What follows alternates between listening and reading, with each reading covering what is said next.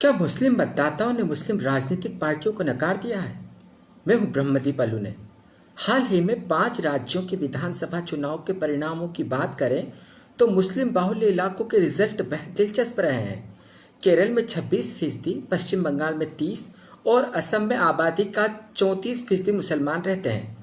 सबसे पहले बंगाल की बात करें तो सीटों के लिहाज से लगभग 70 से 100 सीटों पर मुसलमानों का एक तरफा वोट जीत और हार तय करता है। बंगाल में कुल 294 विधानसभा क्षेत्र है, जिनमें से 46 सीटों पर मुस्लिमों की संख्या 50% से अधिक, 16 सीटों पर 40% से अधिक, 33 सीटों पर 30% से अधिक और 50 सीटों पर 25% से अधिक है।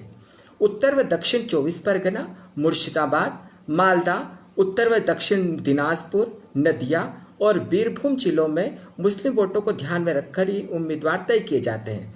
इस बार 294 विधानसभा की सीटों के लिए जो चुनाव हुए उसमें से 42 मुस्लिम विधायक चुनकर आए हैं और इसमें से 41 तृणमूल कांग्रेस के हैं, वहीं एक विधायक राष्ट्रीय मजलिस सेकुलर पार्टी का है। दक्षिण बंगाल में फुरफुरा शरीफ का प्रभाव है। फुरफुरा शरीफ के पीरजादा अब्बास सिद्दीकी की पार्टी इंडियन सेकुलर फ्रंट ने 26 सीट पर अपने उम्मीदवार खड़े किए थे, लेकिन इनमें से कोई भी जीत हासिल नहीं कर सका। यही नहीं, ओवैसी की पार्टी ऑल इंडिया मजलिस से इत्तेहादुल मुसलमीन ने भी बेहद खराब प्रदर्शन किया। उसे 1% वोट भी नहीं मिले। ओवैसी ने इस बार बंगाल के मैदान में किस्मत आजमाते हुए 7 उम्मीदवारों को उतारा, लेकिन टीएमसी ने इस सभी 7 सीटों पर जीत दर्ज की। जाहिर है, आंकड़े यह बता रहे हैं कि मुस्लिम वोटों के बूते चुनाव जीतने की आईएसएफ और ओवैसी की कोशिशों को मुस्लिम मतदाताओं ने सिरे से नकार दिया।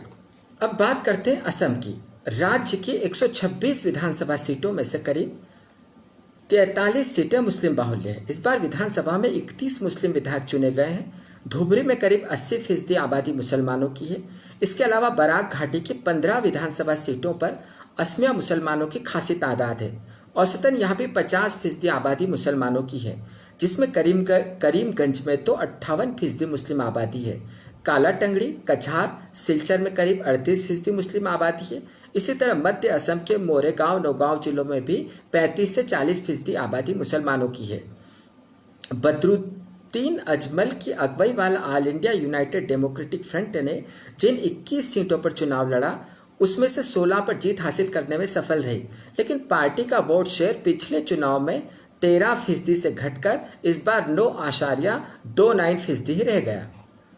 यदि केरल की बात की जाए तो केरल विधानसभा में 140 सीटें, जिसमें 43 मुस्लिम बाहुल्य सीटें मानी जाती है। इनमें वायनाड, त्रिशूर, चलकुडी एर्नाकुलम, इडक्की, कोट्टयम, अलपुझा, मथन मिथिट्टा, पोन्नानी, मंजेरी और मल्लापुरम जैसे इलाकों में मुस्लिम मतदाता निर्णायक स्थिति में है। इस बार 32 मुस्लिम विधायक चुनकर आए हैं। केरल में इंडियन यूनियन मुस्लिम लीग का प्रदर्शन पहले के मुकाबले खराब हुआ है। पार्टी ने जिन 27 सीटों पर चुनाव लड़ा उसमें से सिर्फ 15 पर ही वह जीत हासिल कर पाई है। यह इस पार्टी का सबसे बुरा प्रदर्शन माना जा रहा है। पिछली बार इंडियन यूनियन मुस्लिम लीग ने 18 सीटें जीती थी। केरल में इस बार मुस्लिम मतदाताओं ने लेफ्ट को पसंद किया। मुख्यमंत्री पिनाराई विजयन के विकास के कार्यों को यहाँ सबकी सराहना मिली और उनकी सरकार दूसरे कार्यकाल के लिए पसंद कर ली गई।